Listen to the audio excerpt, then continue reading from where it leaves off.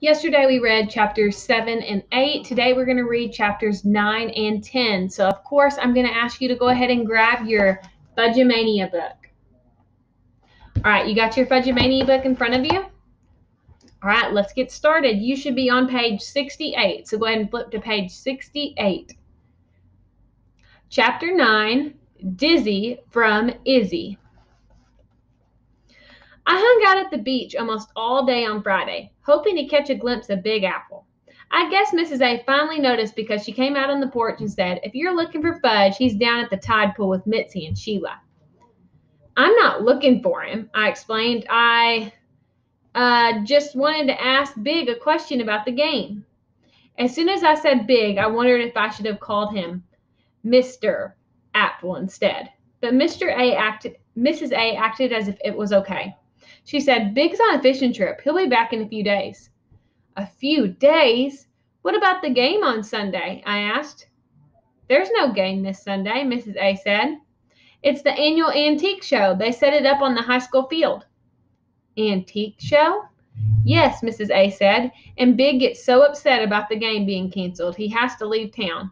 But don't worry, he'll be back before next Sunday. Big never misses a ball game." I guess Mrs. A could tell how disappointed I was because she said, "I just baked chocolate chip cookies." "No, thank you," I said. "I'm not very hungry." I ran home and announced the bad news. No ball game this Sunday because of some dumb antique show. "I read about that in the local paper," Mom said. "I think we should go." "Forget it," I told her. "You're not getting me anywhere near those stupid antiques." "It's good there's no game," Fudge said, "because I still don't have a Mitzi." He looked at Dad. "He's been begging for a Mitzi ever since Mitzi showed him hers 2 days ago." "Tomorrow afternoon," Dad told him. "Promise?" Fudge asked. "Promise," Dad said. When Mitzi came over the next morning, Fudge said, "I'm getting my Mitzi this afternoon." "That's nice," Mitzi said, but she was more interested in the book she was carrying than in Fudge's baseball glove. "Did you know that I can read?" she said. "So can I," Fudge said. Mitzi held up her book and pointed to the title. "What does this say?" "I can't read everything," Fudge said. "I can read Hop on Pop and dinosaur books." I don't know if he can really read Hop on Pop or if he's memorized it, but it's true that he knows all the words. "The name of this book is Tell Me a Mitzi," she said, smiling. "Is it, Pete?" Fudge asked. "That's what it says," I told him. Fudge looked surprised. Mitzi opened the book, "And it's all about me and my baby brother, Jacob." "You don't have a baby brother," Fudge said. "I do so. His name is Jacob." "Where is he?" "In Boston with Mommy and Daddy. He's not old enough to visit Grandma and Big by himself. He can't even talk, and he makes poop in his diaper." "So does Tootsie," Fudge said. "I hope mine knows when Jacob gets changed," Mitzi said. "I hope mine knows when Tootsie gets changed," Fudge said. "One time Jacob got into his diaper and played with his poop," Mitzi said. "Oh, it was so bad." "This conversation is getting pretty bad," I told them. They looked at each other and laughed. "Let me see that book," Fudge said. Mitzi handed it to him and he flipped through the pages. "How come it's all about you?" "Because I'm special," Mitzi said. That afternoon, I went to town with Dad and Fudge. The sports store had only one baseball glove small enough to fit him, so he didn't mind. "Now I have my own Mitzi," he told the clerk. "Yes," the clerk said, "I guess you do, and if you put a few drops of oil on it every day, you'll make it nice and soft." "A few drops of oil," Fudge repeated as he left the store. He was wearing his glove and kept punching his fist into it the way Mitzi had done with hers. When Dad told us he had to stop off at Sawyer's Market, Fudge asked if he could go to the library. "Sure," Dad said. The library is next door to Sawyer's. From the outside, it looks like a little house. There are pots of flowers on the steps and even a screen door. But inside, it's like a regular library. I left Fudge in the children's room and headed for sports section. There were a lot of books about baseball. I was browsing through one that looked interesting when Fudge tugged at my shirt. "I can't find it," he said. "Find what?" "The book I want." I figured he was looking for something like your favorite brontosaurus or the last Tyrannosaurus Rex. So I said, go ask the librarian. You come too. I'm busy. Please, Pete, this is important. Oh, all right. I walked into the checkout desk. The regular librarian wasn't there. Instead, there was a girl, maybe 16 or 17. She wore a pin on her shirt that said library assistant. She was reading a book. It must have been really good because she didn't even notice we were standing in front of her until Fudge spoke. Do you have Tell Me a Fudge? He asked. I almost fell through the floor. Pardon? The girl said, looking at us. Her eyes were a deep, dark brown, like the best chocolate. Tell me a fudge, he repeated. That's the book I want. It doesn't sound familiar, she said. It could be called Tell Me a Farley, Fudge said. I coughed twice, but she didn't even glance my way. Did you look it up in the card catalog? Oh wait, that wasn't Fudge reading. Did you look it up in the card catalog? She asked Fudge. No, Fudge said. Well, let's give it a try. Our computer's down today. She marked her place in the book she was reading. When she closed it, I tried to read the title upside down. I think it was called Beginner's Love, but I'm not sure. Fudge followed her to the card catalog, and I followed Fudge. What's your name? He asked. Isabel, she said, but my friends call me Izzy. Izzy, he said. I like that. What's yours? She asked him. Farley, he said, but my friends call me Fudge. Oh, Isabel said. What an interesting name. She thumbed through the cards in the tea drawer. We have Tell Me a Mitzi and Tell Me a Trudy, but I don't see Tell Me a Fudge or Tell Me a Farley. It has to be there, Fudge said. Isabel went through the cards again. Nope, I'm sorry. Fudge scrunched up his face and his breath came fast. Oh no, I thought, he wouldn't. Not here, not now, but I was wrong. It's not fair, he cried, throwing himself on the floor. Then he kicked and he banged his fist and he screamed, It's not fair! Isabel looked at me. I wanted to disappear. Lucky for us, there were only a few other people in the library. One woman came over to see what was happening, but she wasn't impressed. She shook her head, then went back to the stacks where she had been browsing. A man stuck his head out of the reading room and called, Quiet, please. This is a library. But Fudge kept on kicking and screaming and banging his fist. Stop, I hissed. You're making a scene. I can't help it, he cried. You're too old for this. I'm not too old. I'm only 5. I would have walked out and left there, except for Isabel. She kneeled beside him. Fudge, she said very softly. Fudge looked at her. His face was blotchy red and his nose was runny. Who knows more about Fudge or a Farley than you? Nobody. Exactly, she said. So maybe you should write this book yourself. I can't write, Fudge said. My fingers hurt from just printing my name. Maybe you can tell the stories to someone else, like your brother, and he'll write them down for you. Isabel smiled at me as if we were sharing some secret. I think I smiled back, but I'm not sure. I felt like I was in a dream and everything was happening in slow motion. Fudge sat up. I'll think about it, he said. Isabel handed him a tissue from her pocket, but he doesn't know how to blow his nose, so he just wiped the whole mess across his face. Then he stood, took Isabel's hand, and walked back to the checkout desk with her. That's a nice-looking baseball glove, she told him. I call it my Mitzi, Fudge said, and I'm going to oil it every day to keep it nice and soft. I wondered if Isabel oiled her skin. I wonder if it felt as soft as it looked. My mind drifted off. I pictured myself on a desert island with Isabel. It doesn't matter that I'm years older than you, Peter, she was saying, because you're so mature for your age. Fudge tugged at my hand. Pete? What? I'll go tell Dad we're done, okay? I nodded. As soon as Fudge was gone, Isabel said, Did you want to check that out? When I didn't answer, she reached for the book I was holding. Do you have your card? She asked. My card? Yes, your library card. No, I guess I forgot it. That's okay. I can hold the book for you until next Saturday. Next Saturday, I said. I don't know how I got out of there. My legs were shaking so bad. I was feeling kind of weak all over and dizzy too. Fudge came out of Sawyer's Market just as I came out of the library. Dad says he's next on line. He'll meet us back at the car. He stopped for a minute and looked at me. What's wrong, Pete? Nothing. Why? You look weird. Are you going to puke? No, I'm just a little dizzy. Put your head down, he said. That's what Mom tells me when I'm dizzy.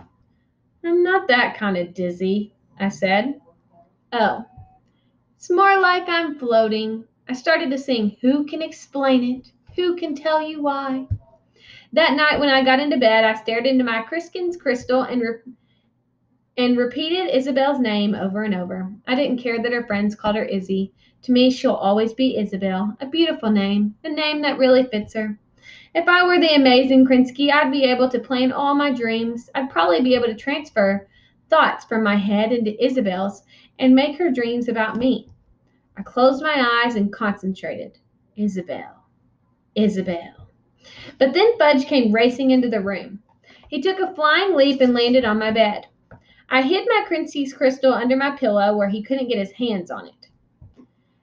I'm ready to start my book, he announced. I'll say it and you write it down. Why don't you wait until tomorrow? Then your babysitter can write it down for you. I can't wait, Pete. Why not? Who can explain it? Who can tell you why? He laughed as he handed me paper and a pencil. There was no way he was going to give it up. The sooner I started writing, the sooner I'd be able to go back to Isabel. So I took the pencil and said, Okay, let's go. Tell me, Fudge, he said, by Farley Drexler Hatcher. Chapter 1, How Turtle Got His Name. He waited while I wrote that down. Then he yawned. That's it for tonight, Pete. Tomorrow I'll write chapter 2. I can hardly wait, I told him. He got into his own bed, and 2 seconds later he was out cold. I took my Krinsky's crystal from under my pillow and held it tight. Isabel, Isabel, tell me an Isabel. I had a dream that night, but it wasn't about Isabel. It was about Sheila Tubman. I woke up feeling very disappointed. Chapter 10, Green Gurgling Gas. On Wednesday, Sheila got a phone call during breakfast. As soon as she hung up, she started bawling. What's wrong, honey? Fudge asked. My friend Mouse Ellis has chicken pox and can't come to Maine. Grandma put her arm around Sheila. You must be terribly disappointed. I am, Sheila wailed. Everything happens to me. Why does it have to be my friend who gets sick? Why couldn't Jimmy Fargo get chicken pox instead? Jimmy had chicken pox in 2nd grade, I said. Don't you remember? We all had them. That made Sheila cry even harder. But it's so unfair. Where is it written that life is fair? Grandma asked. It's all ups and downs, isn't it, Buzzy? Buzzy Sr. nodded. These things happen, he told Sheila. That's when I burped. I didn't mean to, it just came out. Probably I drank my orange juice too fast, but Sheila glared at me. I heard that, Peter. Heard what? That stupid laugh, Sheila said. That was no laugh, that was a burp. Sheila turned to Buzzy Sr. Grandpa, make him stop. He's so mean. He's glad Mouse can't come to Maine. Before I had the chance to explain, Tootsie flipped a spoonful of oatmeal across the table. It landed on Sheila's face halfway between her mouth and her eyes. You see? Sheila cried. You see how everything happens to me? It's just oatmeal, Grandma said, handing Sheila a piece of paper towel. That's not the point. Sheila turned and ran from the room. I sure hope things would improve before tonight when Jimmy Fargo gets here. After breakfast, Mom helped me get my room ready for Jimmy. She moved Fudge's things down the hall into the room Grandma was sharing with Tootsie. She set up a rollaway bed for Fudge right next to Tootsie's crib. I hate crowding you in like this, Mom said to Grandma. I don't mind, Grandma said. Sleeping in the same room as my grandchildren is a privilege. It's a lot more fun than sleeping in a room by myself. You should get married, Grandma, Fudge said. Then you wouldn't have to sleep in a room by yourself. He jumped on the rollaway bed. That bed isn't designed for jumping, Mom told him. It's going to collapse if you don't stop. Fudge tumbled off the bed like some Olympic gymnast and landed on his feet. If I tried that, I'd probably break a leg. Do you still snore, Grandma? He asked. Fudgy, Mom said. That's not a polite question. But Grandma didn't mind. She said, I don't really know, Fudge. You have to tell me. Snoring keeps the monsters away, he said. Yes, Grandma said. I'm sure it does. When I get married, I won't have monsters in my room, Fudge said. Says who? I asked. You don't get monsters when you sleep in bed with somebody else. That's why you want to get married, I said, so you won't have monsters in your room. Why else would I get married? You should talk to Mitzi, I told him. She's got monster spray. Monster spray? Mitzi's monster spray, I said in a deep voice, trying out my commercial. Made from grandmother's secret formula. Spray twice a day and melt your monsters away. Really, Peter? Mom said. But Fudge liked the idea. He jumped back onto the rollaway bed and bounced up and down singing, Monster spray, melt your monsters away. Fudgy, Mom warned, but it was too late. Both ends of the rollaway bed sprang up, catching Fudge in the middle.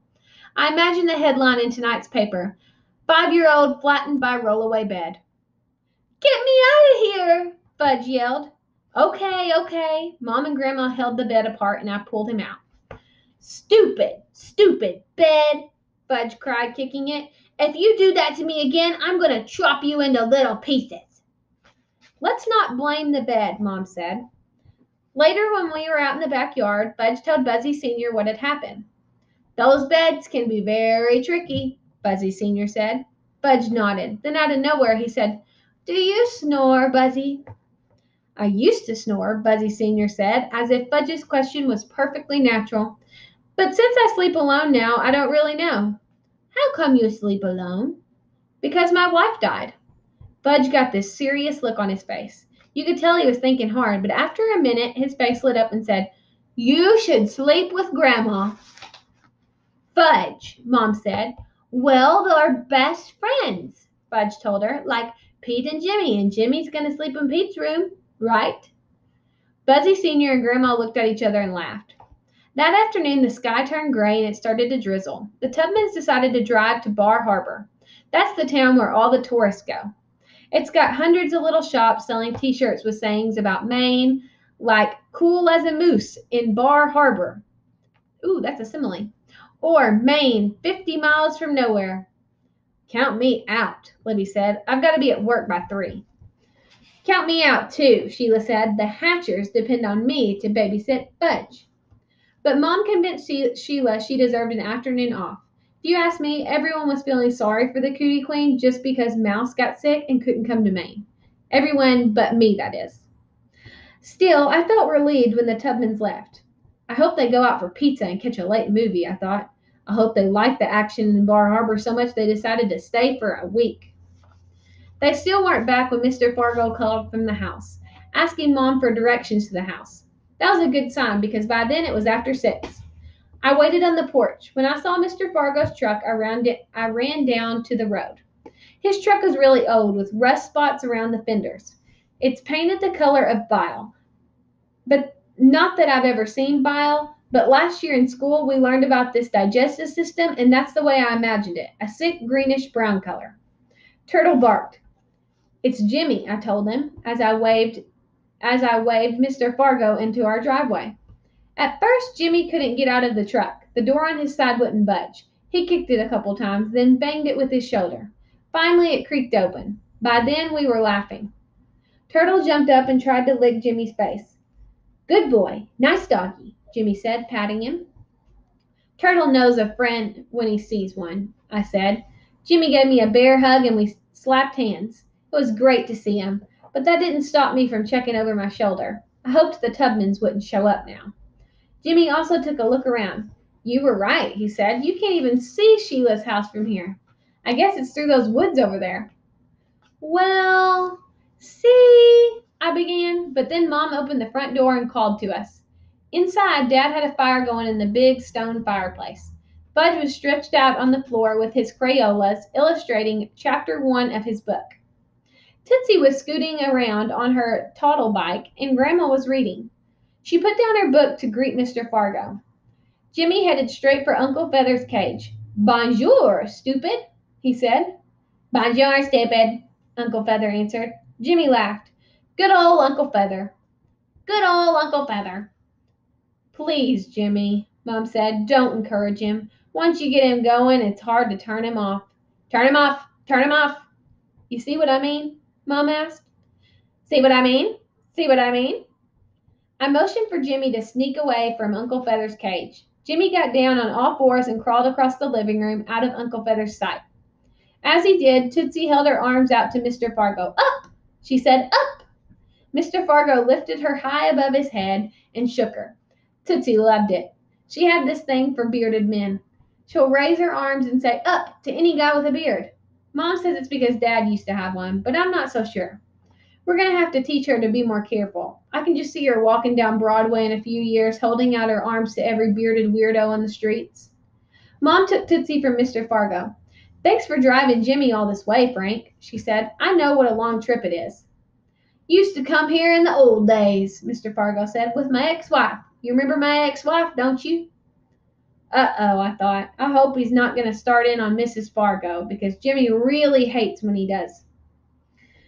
How about something to drink, Frank? Dad asked. I was glad he changed the subject. Some fizzy water, if you have it, Mr. Fargo said. Coming right up. Mom smiled, but I could tell she was a tease. I could tell she was tense. I could tell she was tense. A lot of people got tense around Mr. Fargo. I think it's because he never smiles, even when he's trying to be friendly. How about this Maine weather? Mom asked. You have to have weather, whether or not, Mr. Fargo said. Jimmy groaned. That's so bad, Dad. I heard a car pull into the driveway. Oh no, I thought, not now. The car door slammed, and a minute later the Tubmans came bounding up the porch steps and into the house. Sheila headed straight for the fire. It's so cold and damp, she began. She stopped when she saw Jimmy. Oh, it's you. What's she doing here? Jimmy asked. I'll explain later, I whispered. But Sheila explained it for me. I happen to live here. This happens to be my house. I thought this was your house, Jimmy said to me. Well, see, I began. We share the living room and the kitchen, Sheila said. We eat breakfast and dinner together every day. Jimmy looked at me. I don't get it. It's like two houses in one, I told him. It's like they're connected. Connected? Jimmy said. Yeah, joined together, I said. I looked over at Sheila. She was enjoying this. Joined together? Jimmy said. Sheila laughed out loud. I glared at her. See, our family lives over there, I explained, pointing to our side of the house, and her family lives over here. And the living room and the kitchen are sort of in the middle. Jimmy just stood there with his mouth half open. Sheila picked Jake up and started kissing her. Isn't my dog adorable? She asked Jimmy between smooches. I thought you were afraid of dogs, Jimmy said. She is, I told him. That's not true, Sheila said. I just don't like big, smelly dogs. Turtle, who was asleep in the corner, raised his head. Attack, I told him mentally. But he didn't get my message. He just scratched himself and went back to sleep. Sheila carried Jake over to Jimmy and put her in his arms. Rub her belly. She loves that. Jimmy held Jake like a baby. She's so soft. This was too much. I was glad when Dad called. Dinner's almost ready. Pasta with Anne's special sauce. Mr. Fargo suddenly came to life and said, Better get our things inside, Jimmy. When Jimmy and his father went out to the car, Mom said, Did he say our things? He meant Jimmy's things, I told her. I hope so, Mom said, looking worried. But then Jimmy carried one duffel bag into the house, and Mr. Fargo carried another. I don't have much, Mr. Fargo said, just this and my art supplies. You're planning to stay with us, Mom asked. No point in trying to camp out in this weather, Mr. Fargo told her. From the look on Mom's face, I thought she might faint.